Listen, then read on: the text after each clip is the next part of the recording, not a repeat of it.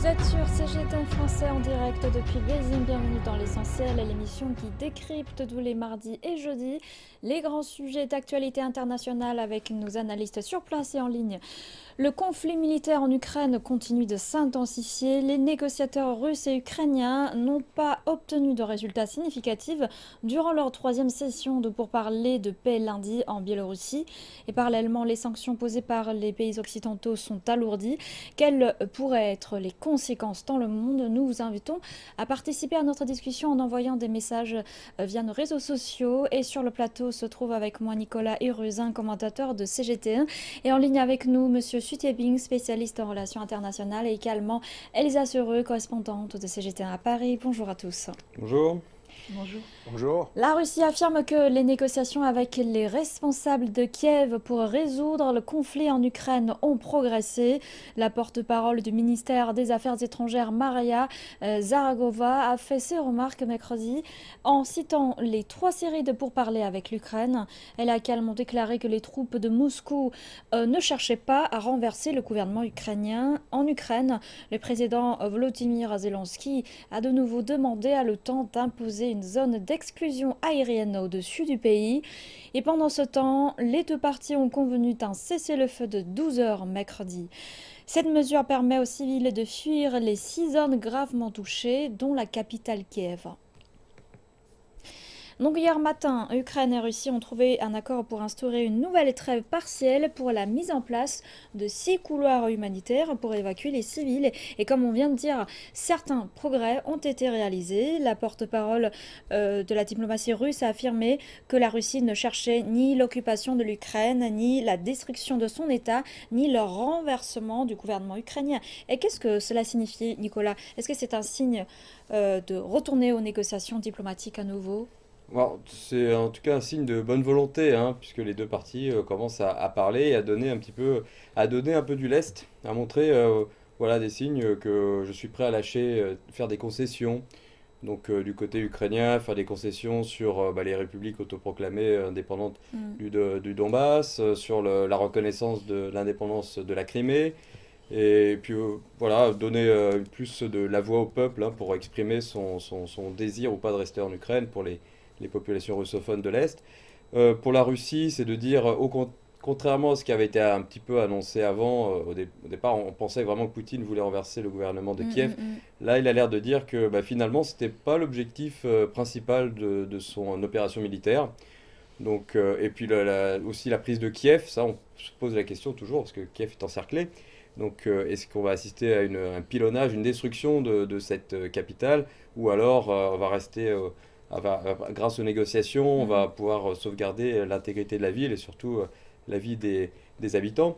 Alors on a vu effectivement ces corridors humanitaires qui ont enfin été mis en place, hein, après plusieurs jours de négociations, savoir comment les civils comment ils allaient sortir de ces villes assiégées, par l'est, donc vers la Russie, ou alors par l'ouest, hein, plus vers l'ouest de l'Ukraine et ensuite les pays limitrophes.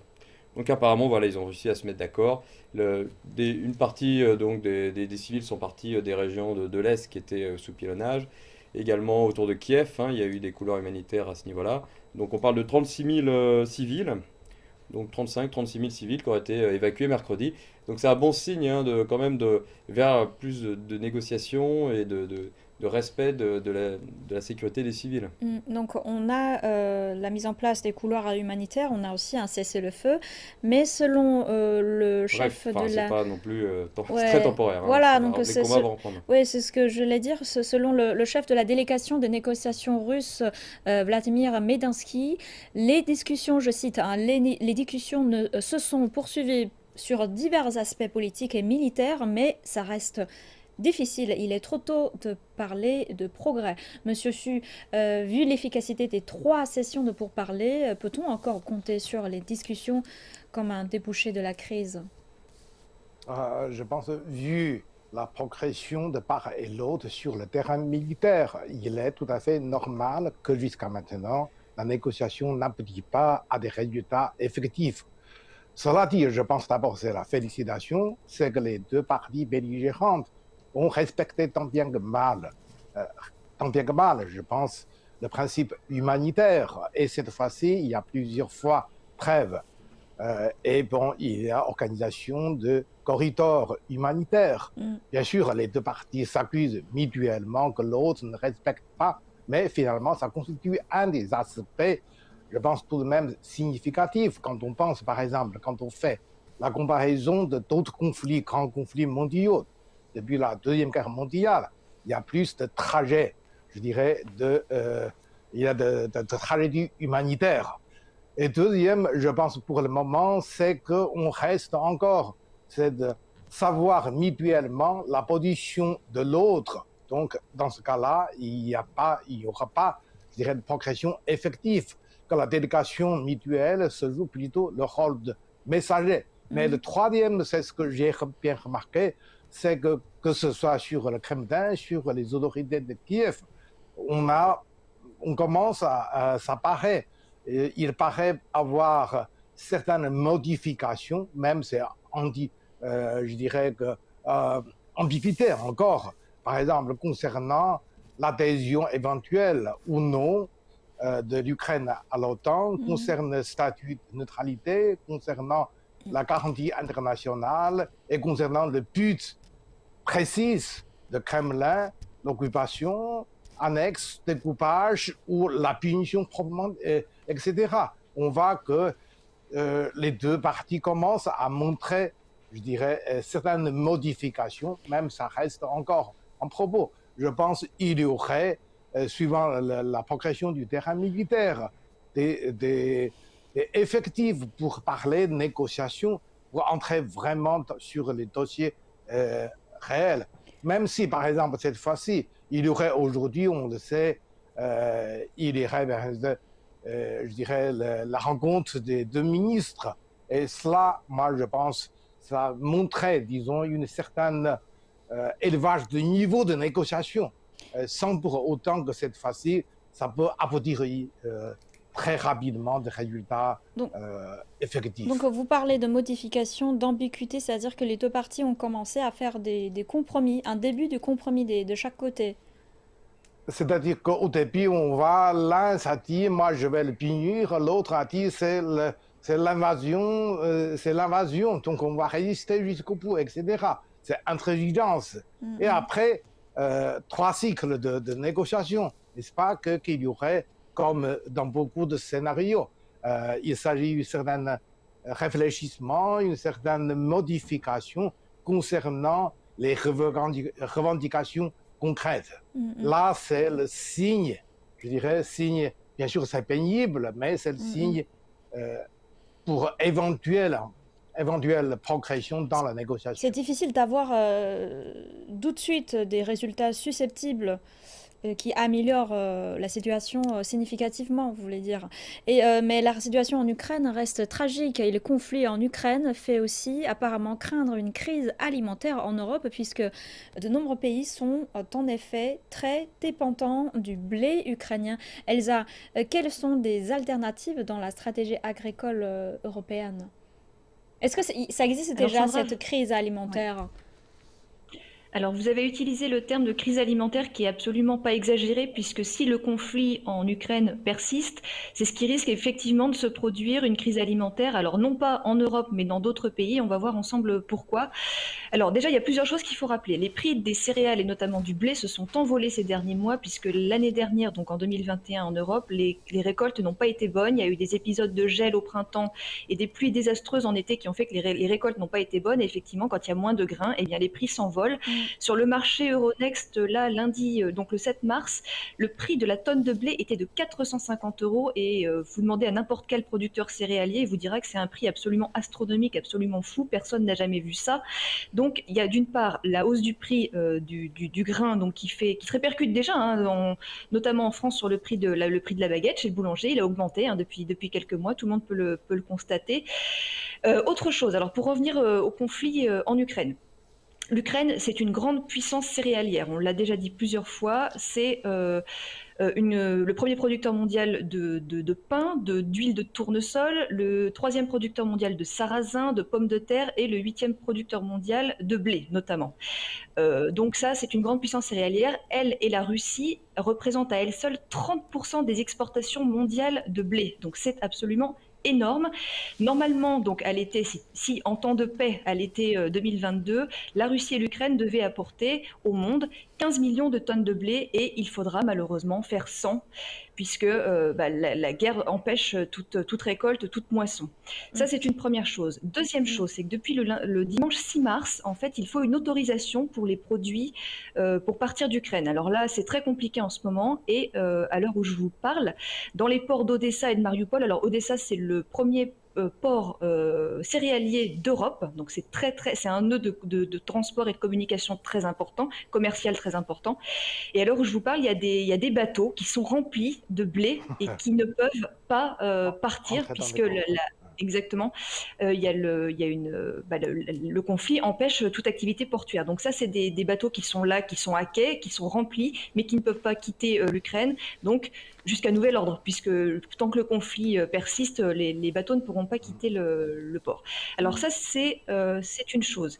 Qu'est-ce qui risque de se passer? En fait, le problème, c'est qu'il y a des pays, non pas en Europe, mais notamment au Maghreb, au Proche-Orient et en Afrique, qui sont extrêmement dépendants du blé ukrainien. Par exemple, au Liban ou en Égypte, 90% du blé qu'ils reçoivent vient d'Ukraine. Donc si le blé ne vient plus d'Ukraine, voilà, ce sont des pays qui vont se retrouver avec des stocks très bas et que les autres pays exportateurs de blé ne pourront pas compenser. Donc ça, c'est une donnée qu'il faut avoir.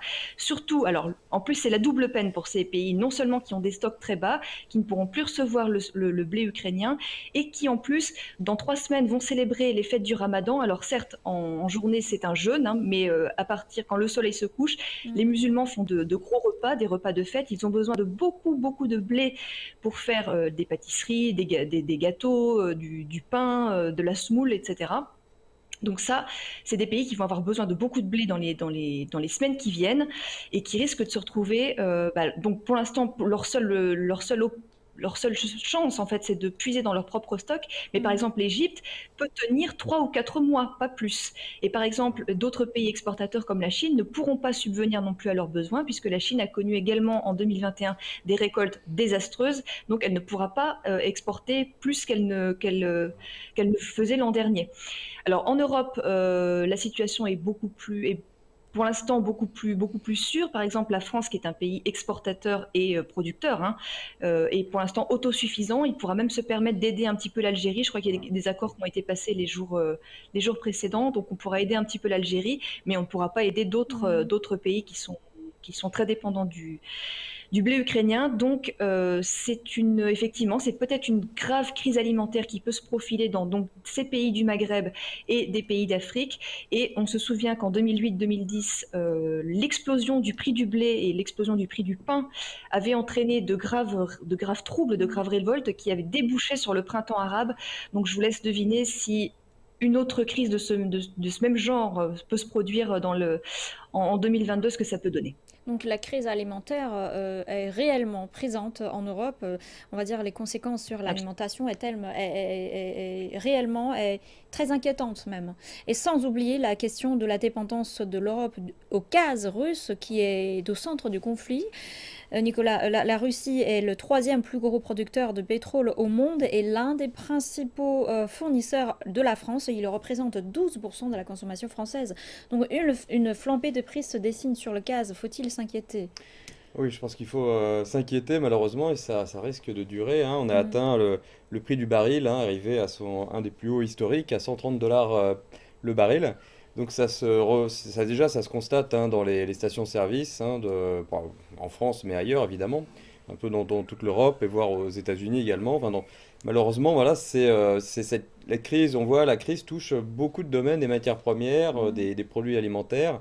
Il n'y a pas que les hydrocarbures, hein, il y a le titane, l'aluminium, le nickel, hein, parce que la Russie est un gros Voilà. exportateur de métaux qui sont utilisés par exemple dans l'aéronautique, hein. Donc c'est difficile évidemment de se passer de ce genre de matériaux. Donc voilà, c'est un peu ce qui se passe avec les sanctions qui sont à double tranchant, on l'avait dit, hein. On sanctionne beaucoup la Russie très fortement pour empêcher voilà, qu'elle puisse créer un trésor de guerre, entre guillemets, hein, qui permet de financer ses opérations militaires. Mais d'un autre côté, la Russie, et notamment Dimitri Medvedev, hein, l'avait dit, vous allez payer, les Européens, vous allez payer 2 ou 3 fois plus cher votre gaz et votre pétrole. Donc voilà ce qui arrive. Euh, le problème du gaz, hein, c'est que ça permet de produire de l'électricité. Donc ce qui fait que la facture des ménages au niveau de l'électricité va augmenter énormément, hein. Pas tout de suite, mais les effets vont se faire sentir dans quelques semaines. Pour le pétrole, bah, évidemment, c'est pas seulement les voitures, c'est aussi toute l'industrie, hein, qui peut se mettre à l'arrêt, où les prix vont... Il y a une inflation, c'est clairement une inflation qui va arriver dans les pays européens dépendants des hydrocarbures. On voit la France, elle dépend à 95% de ses importations d'hydrocarbures. Donc les pays européens réfléchissent, hein. On voit les États-Unis ont décidé un embargo sur les hydrocarbures venant de Russie. Eux peuvent se permettre puisque voilà, ce sont aussi parmi les 3 premiers producteurs mondiaux, hein, d'hydrocarbures. Donc, et ils ont des stocks de gaz, ils ont des stocks de pétrole, hein, qu'ils peuvent utiliser. Et par contre, hein, évidemment, en Europe, là, l'Allemagne notamment est très dépendante, hein, du gaz et du pétrole russe. Donc, comment ça va se passer pour l'instant? Est-ce qu'il va y avoir un changement au niveau de peut-être... de toute façon, les pays européens vont chercher d'autres fournisseurs. En Arabie Saoudite, on va demander, notamment les Américains ont demandé à l'Arabie Saoudite d'augmenter, hein, sa production de pétrole, hein, pour compenser un peu la perte. Les Européens réfléchissent, ne sont pas encore fixés, n'ont pas encore décidé d'appliquer vraiment les sanctions sur les énergies hydrocarbures, enfin voilà, les énergies à base de carbone. C'est en train de se faire, on y réfléchit très sérieusement, mais voilà, le prix à payer va être très cher. Ah oui, il est impossible de quantifier les conséquences économiques dans le futur, mais vous parlez des sanctions. C'est vrai on voit les sanctions posées par les Occidentaux sont alourdies et les géants industriels, financiers, énergétiques sont de plus en plus nombreux à suspendre leurs activités À se avec la retirer du Russie. marché, Et de la donc, Russie, oui. parmi les sanctions, certaines auront un effet à court terme et d'autres à plus long terme. Et peut-on déjà constater un impact visible pour la Russie? Oui, il y a une chute du rouble, hein, on en avait parlé, une inflation des prix, il y a bien sûr, la Russie, et puis notamment on avait dit, hein, le blocage des fonds à l'étranger, hein, de la Banque centrale russe. Beaucoup d'oligarques aussi ont vu leurs avoirs gelés, hein, dans différents pays d'Europe. Et donc oui, il y a un effet qui se fait sentir en Russie, mais voilà, les Russes sont prêts à supporter, je veux dire, ils ont ils vont supporter les sanctions économiques jusqu'à un certain point. Alors jusqu'à quand? Ça c'est la question. Jusqu'à quand la population, le ménage moyen russe va supporter de voir une inflation des prix, une chute du rouble, plus pouvoir payer, ni avec, on a vu, hein, par exemple les opérateurs Mastercard, Eurocard qui sont aussi arrêtés l'utilisation de leur carte. Alors pas en Russie. C'est-à-dire si la carte a été émise en Russie, ils peuvent l'utiliser en Russie encore, mais si elle vient de l'étranger, c'est plus possible. Donc ça touche aussi sur la crypto-monnaie, donc, puisque il y avait eu l'idée comme ça de la Russie en disant bah, si on peut plus utiliser les devises étrangères, on va utiliser la crypto-monnaie. Il y a aussi des sanctions qui touchent la crypto-monnaie, donc les sanctions vont très loin. En fait, on a l'impression qu'à chaque fois qu'il y a une sanction qui arrive, la Russie essaye de trouver un moyen d'échappatoire, et une autre sanction arrive, et c'est un peu, voilà, c'est pour ça qu'il y a plusieurs niveaux de sanctions. Donc, jusqu'à quand la Russie va pouvoir financer ce conflit et cette opération militaire? Ça va dépendre de leurs réserves, les réserves qu'ils ont. Ouais. Et à savoir que le FMI, qui visait en janvier, avant la crise de l'Ukraine, 2,8% de croissance en Russie cette année, a alerté un important risque économique sur la région. Les sanctions pourraient affecter la croissance russe à la hauteur de 1 à 2 points de PIB. Donc l'économie russe devrait souffrir de sanctions économiques et l'impact pourrait s'étendre au-delà des frontières de la Russie. Monsieur Su, quels sont les risques possibles pour l'économie mondiale? Je pense que ça touche plusieurs aspects. Premièrement, je vais ajouter sur Elsa avait dit, on ne peut pas uniquement fixer notre regard sur l'Europe. Cette fois-ci, je pense que la crise alimentaire touche, je pense, le monde entier, notamment pas seulement les pays maghrébins, l'Arabe du Nord, mais aussi l'Asie du Sud. Ça touche, je pense, beaucoup plus de pays que l'Europe. Concernant, je dirais, la chaîne énergétique, d'approvisionnement, ravitaillement, etc. Là, ça a les risques vraiment d'ébranler, voire, je dirais, faire disparaître. Je pense que la structure d'approvisionnement énergétique mondiale actuellement existant, non seulement entre l'Europe, la Russie, mais aussi entre l'Amérique du Nord. Pensez que, par exemple, même si le prix flambait pétrolier, ça touche aussi la Chine, l'Inde et aussi d'autres pays. Donc, c'est globaliser ce conflit.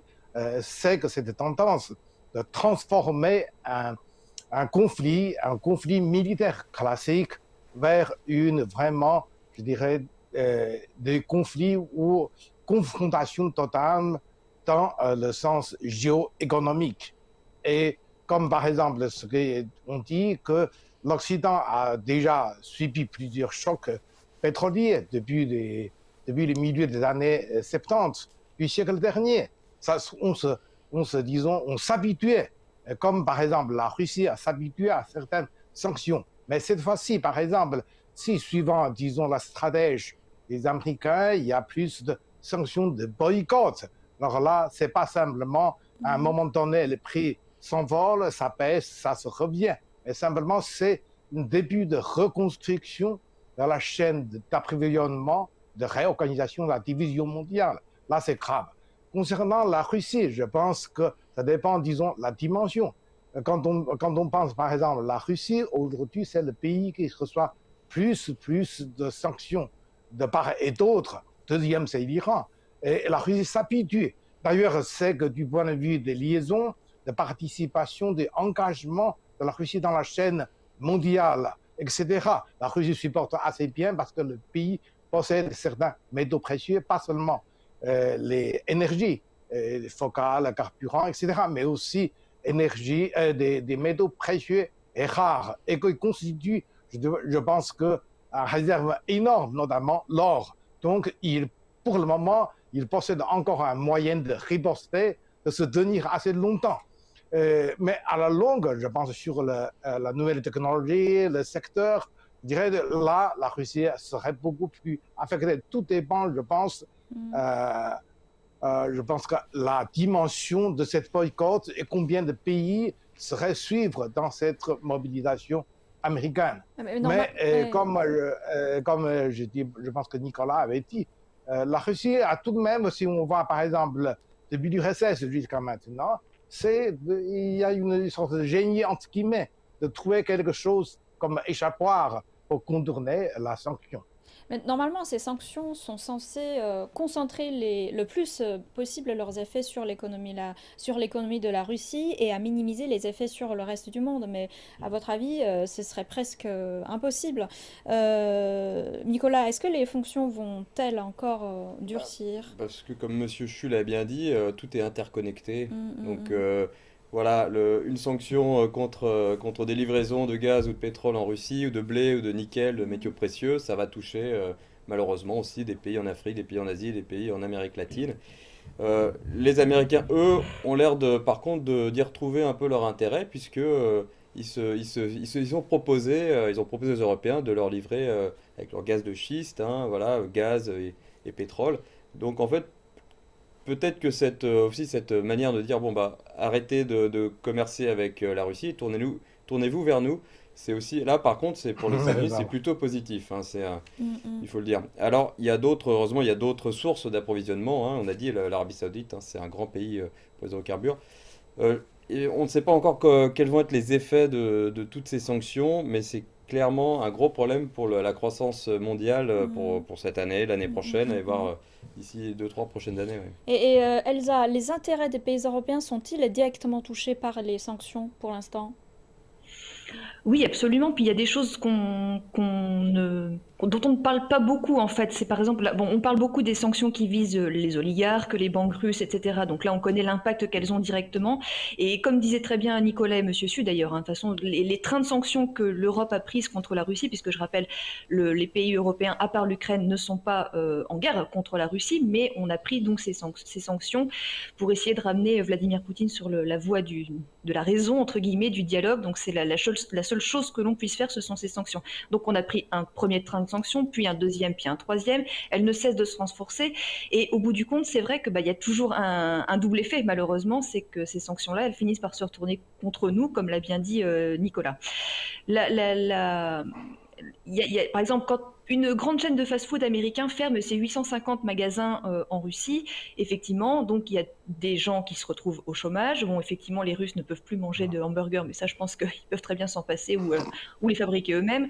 Mais voilà, donc ça, c'est ou une grande chaîne de café qui ferme ses restaurants. Donc c'est effectivement des gens qui se retrouvent au chômage et c'est aussi des manques à gagner énormes pour les marques, hein, donc qui vont elles aussi en souffrir, même si elles décident de fermer temporairement, elles souffrent aussi. Mais il y a aussi tout un pan de l'économie un peu plus discret, entre guillemets, qui risque de souffrir de ça. Par exemple, je pense aux îles grecques ou à Chypre. Alors, c'est des endroits que je connais un petit peu, donc je peux en parler en connaissance de cause. Ce sont des endroits, par exemple, Chypre, c'est une île qui vit grâce au tourisme des Russes. Ce sont des grandes cités balnéaires comme Larnaca ou Limassol. Ce sont des villes qui ne vivent quasiment que grâce aux touristes russes et qui, par exemple, le commerce de la fourrure. Alors, c'est vrai que nous, ça nous parle pas vraiment, mais c'est vrai que les Russes sont de gros consommateurs de fourrure animale pour les vêtements, et ils viennent se fournir à Chypre ou en Grèce parce que c'est beaucoup moins cher. Et si ils ne peuvent plus venir en Europe ou à Chypre pour se fournir pour ce genre de choses, bon, qui nous paraissent un peu futiles, mais c'est vrai que malheureusement c'est toute une industrie ce sont des gens, des familles qui vivent de ça dans ces pays-là, en Grèce ou à Chypre, et qui vont qui vont disparaître, qui vont mourir puisqu'il n'y a plus de Russes pour venir en acheter. Donc ce sont aussi des petits pans de l'économie, hein, mais qui paraissent pas significatifs comme ça, mais tous les pays qui vivent du tourisme russe vont énormément souffrir. Exactement, l'industrie du luxe française, n'en parlons plus. Là, vous allez sur les Champs-Élysées, chez Vuitton, il n'y a plus personne. Enfin, je veux dire, il y a plus les touristes chinois sont plus là parce que à cause de la Covid, mais les Russes ne sont plus là non plus. Dans les grandes boutiques, il n'y a plus personne. Donc c'est tout le monde qui en souffre. Et en plus, une chose qu'on ne veut absolument pas voir, c'est que est-ce possible que les sanctions vont avoir un impact énorme économique dans le monde entier, très fort, qui tape presque tous les pays, mais sans aucun impact sur les opérations militaires, ce qui est normalement l'objectif de ces sanctions, Monsieur Su. D'abord, sur les sanctions, je pense que Elsa a montré beaucoup d'exemples. Finalement, comme on le dit souvent, c'est qu'on peut faire des amis, voire des adversaires, mais le voisin ne déménage pas. L'importance, c'est qu'à part, je dirais, confrontation, alliance militaire, etc., c'est qu'entre l'Europe et la Russie, il y a tout de même le facteur économique qui joue un rôle de liaison, de rôle de stabilisateur, à travers notamment, par exemple, les gazoducs, énergie, etc., une certaine relation, une structure de coopération économique bénéfique, en gros, pour les deux parties. Et cette fois-ci, c'est que la sanction, les conflits, etc., risquent vraiment de dériver vers, je dirais, une rupture dans les ravitaillements, dans la chaîne mondiale de production. Là, ça serait grave, aurait plus de conséquences extrêmement graves. Est-ce que ça va durer longtemps? Correspondant à votre question, on met encore un point d'interrogation. C'est que si à un certain moment donné, une ou les deux capitales recalculent leur stratégie en disant voilà le moment, il faut faire certains compromis ou voire des concessions graves sans, je dirais, persister dans leur objectif entre guillemets définitif. Il y aurait probablement... Avant que la situation devienne tragique dans plusieurs pays, en espérant que les négociations par la voie diplomatique marchera, puisque la Russie et l'Ukraine sont ouverts pour une prochaine session de pourparlers. Nous allons continuer à suivre l'évolution de la situation. Merci Monsieur Su, merci Monsieur Nicolas et Elsa de votre partage. C'est la fin de cette émission. Je vous retrouve jeudi pour une nouvelle édition de l'Essentiel. À très bientôt.